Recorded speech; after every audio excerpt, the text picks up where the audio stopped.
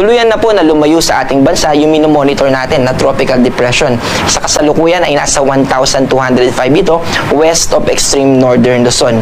Wala itong epekto sa anumang parte sa ating bansa. Ang minomonitor natin ngayon ay yung low pressure area sa labas din ng Philippine Area of Responsibility. Tulad ng tropical depression na binanggit natin kanina ay wala rin itong direktang epekto sa anumang parte ng ating bansa. Ang nagpapaulan po sa atin ay yung southwest monsoon or habagat. Ito po ay magdadala ng mga kaulapan na may kasamang mga ulan dito sa Pangasinan, sa Zambales, sa Bataan, sa Occidental Mindoro, sa Oriental Mindoro, sa Palawan, kasama yung Western Visayas at ganoon din sa buong Mindanao. Kaya yung patuloy na posibilidad ng mga pag-ulan dito ay maaaring magdulot ng mga pagbaha at pagguho ng lupa. Kaya pinaalalahanan natin yung ating mga kababayan na magdala ng payong at mag-ingat. Sa natitirang parte ng ating bansa ay patuloy na makakaranas tayo ng maaliwalas na kalangitan na may posibilidad ng mga localized thunderstorm lalo na sa hapon at sa gabi.